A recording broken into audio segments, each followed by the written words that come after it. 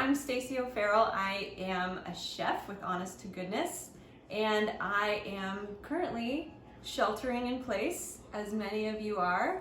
And I wanted to share this recipe with you because we cook it a lot in my own house, and it's simple and it's easy and it's quick and comforting, and it uses a lot of ingredients that you probably already have or that you panic bought at the grocery store last week, which I did. It's taken from a recipe called Feel Good Chicken and Rice Soup, which is a Bon Appetit recipe written by Chef Andy Baragani. A lot of you might be beginners to cooking, and if you are clients of ours, a lot of you have hired us for that reason specifically. So you might be feeling a little bit lost at this moment. So I want to talk about something that's pretty basic, but super important and often overlooked, and that is how to follow a recipe. And you're probably thinking, read it is the only thing you have to do, but that's not all it takes. There are some tricks and tips of the trade. Number one is, when you're looking at a recipe, read it from beginning to end before you start. Before you set out your ingredients, before you do anything. That way you're gonna find things that stand out, red flags, things like soak overnight or marinate for 3 hours minimum, and then you won't be starting at dinner time and wondering what went wrong. So we start with the recipe, we read it all the way through, and then second step is go through your list of ingredients. I have mine here. I printed it out. Even though it's simple, it's only 8 ingredients. You're gonna look for action words in the ingredients. So this recipe calls for 5 boneless chicken thighs, about a pound. That's easy. All you have to do is have them thawed and ready, as I do here. Second is 1/3 cup of jasmine rice rinsed. So you're just gonna rinse it underwater with a bowl underneath 3 or 4 times until it's clear enough you can see your hand through it. So that's what I've done here. And then 3 garlic cloves, which we're gonna slice, ginger, which we're going to grate on a microplane, which is here. Sweet potatoes, which we're going to slice into coins, and then our soy sauce and lemon juice, and salt and pepper, of course. So before we start reading the directions, we're just gonna make sure that we have all those steps done. Before I start chopping, I am going to stabilize my cutting board because my counter is a little bit slippery. So what I'm gonna do is I just sort of dampened lightly a kitchen towel and folded it so it fits. And I'm gonna set it here under my cutting board. And all of a sudden, no slip grip. Okay, first thing we're gonna chop is garlic.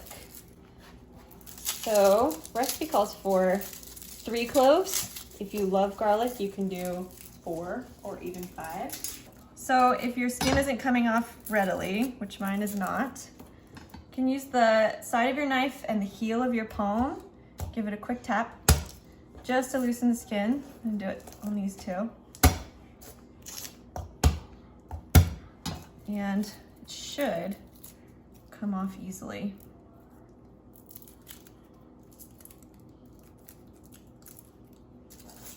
All right, now the skins are off.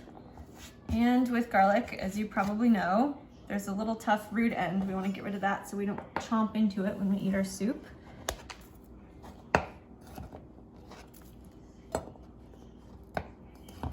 And when you are slicing or cutting vegetables, this is on a very small scale, for easier with something that was bigger than garlic, but I'll show you nonetheless. Hold your garlic with your fingers in like this, and your knuckles are what will be touching your blade. So they're just gonna act as a guide as you sort of move your knife up and down. And slowly retract your fingers and slice as you go. And we'll do it again. Next, we're going to do ginger. Recipe calls for 2 inches of ginger, which can be really confusing because that's very subjective. This is a really fat hunk of ginger, and 2 inches of it is like way too much. So what I usually try to do is break off a nub and just assume that this is gonna be about an inch. And then another nub, like that. So we'll probably use about this much ginger. I personally do not peel my ginger when I grate it on a microplane.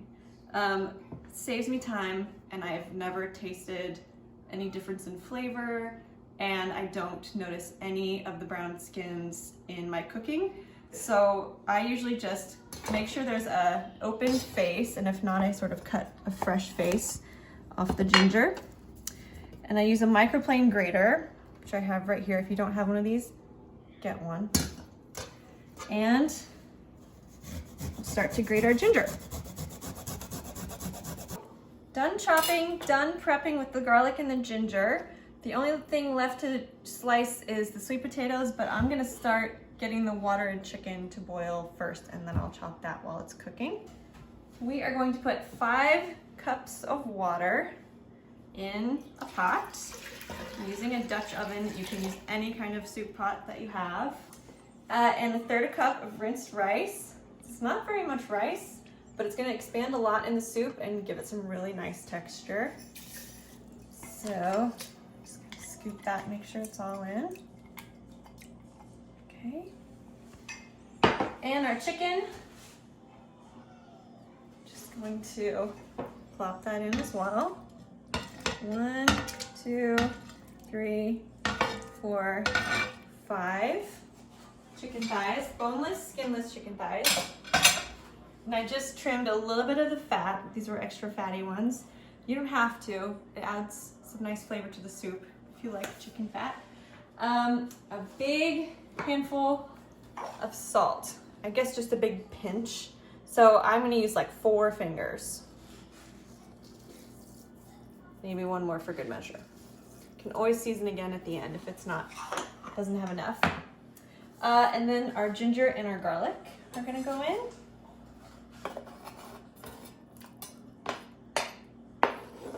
Okay. And now we're going to get it to boil. That's gonna take a little bit of time, but keep an eye on it, because once you see the boiling happening, then we're gonna turn it down to a simmer, and that's when we set the clock for 10 to 12 minutes. So I'll see you as soon as this starts to boil. Our soup is boiling, and I'm just gonna turn it down to medium low to low. Whatever your stove, whatever setting on your stove gives you a slow simmer. You can see this sort of calming down into a simmer, not a rolling boil. We are going to let it simmer for 10 to 12 minutes. I'm gonna set my timer, and while we're doing that, I'm gonna chop the sweet potatoes, and then this stays uncovered as it simmers. Yep. Now we're gonna chop sweet potatoes. I have 3 here. I would say 2 mediums, or 2 smalls and kind of a medium size, so I might not use all of these. We'll see how much it comes out to. You don't need to skin these for this soup. The skin adds a nice flavor and a nice texture, and we're gonna cut these into coins, which look really gorgeous in the soup. So all you need to do is cut off the end, get rid of kind of this narrow end, and then we're gonna do 1/4 inch coins. So that's about this thick. Show you that. Keep going like that. And remember our grip with our fingers pointed in and our knuckles facing the knife. Sweet potatoes are a little tough, so you want to have a good grip on them so you don't slide. A sharp knife is also going to help you a lot. Cutting with a dull knife is a really good way to injure yourself, so make sure your knives are properly sharpened. That looks like a good amount. I'm using sweet potatoes for this recipe, but if you don't have sweet potatoes, carrots will work just as well. And you can throw other vegetables into this if you have some in the fridge that you want to get rid of. Baby spinach, chard, or kale work really well in this recipe too. It's pretty versatile. Okay, that's 12 minutes and the smell coming out of this pot is so good. Ginger and garlic, and even that jasmine rice has a really lovely smell. And all we need to do at this point is just add our potatoes or carrots or whatever you've chosen to chop. So we're just gonna add gently a few at a time. Stir and make sure these get covered by water. So now we're just going to cook this for another 15 to 20 minutes. And all we're looking for is our chicken thighs to be shreddable. Chicken thighs are very forgiving as far as the temperature you can cook them to. They're mostly cooked right now. They're almost edible. But if we continue cooking them for another 15 minutes or so, all of those connective tissues are gonna break down and they're gonna turn super tender and shreddable, and you can just pull them apart with your hands or with 2 forks. Okay, while our potatoes are cooking, I just want to talk about herbs. So we're gonna use cilantro to top the soup. You can use scallions if that's what you have in your fridge. I bought these a week ago and in an effort to keep them fresh for as long as possible, I store them in a fridge in a cup of water, and then I kind of use the bag they came in to sort of drape over it to keep it fresh. Takes up a little bit of space in the fridge, but this is still looking almost as fresh as it did when I bought it. It's a great way to extend the life of your herbs. So we're just gonna pull off, and these have been rinsed already. I'm just gonna pull off some heads, leaving the stems, enough to garnish a few bowls of soup. If you want, you can just leave them like this. I'm gonna just rough chop a little bit. Just a little bit of a rough chop just to break up the big pieces. The timer just went. That was 15 minutes and our chicken should be cooked. So we are going to transfer the chicken thighs onto this cutting board. Yep, I'll get you pretzels as soon as I finish doing this, okay?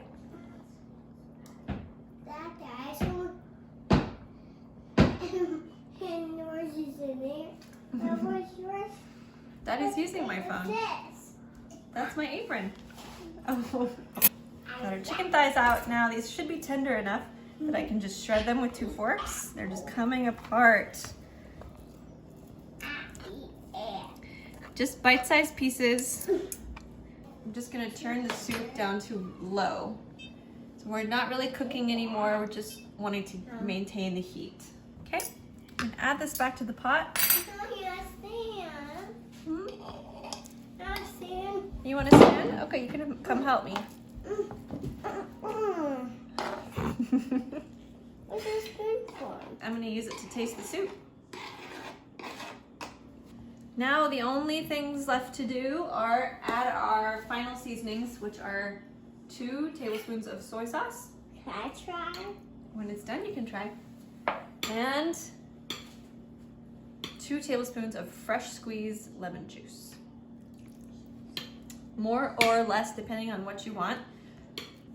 And you can see that rice has broken down a little bit. Nice. Starting to sort of disintegrate just in the slightest, but you can still see individual pieces. And it's going to give a really silky texture. And it looks like our sweet potatoes are cooked all the way through. It's really, really good. I'm just gonna add a bit more salt. Can I try? Almost. And some freshly ground black pepper. Can I try, please? Almost. Okay, stir that in. It's not the most beautiful soup in the world, but it tastes incredible. And with the garnish on top, it's going to look much, much better. Okay, make sure we get a few pieces of potato and plenty of chicken. And some good broth. Okay. Add just another fresh crack of black pepper. And there you have it. This is Andy Baragani's Feel Better Chicken and Rice Soup, but I'm renaming it today Lockdown Soup. I hope you try to make it. It's delicious. I think you'll love it. And thanks for watching.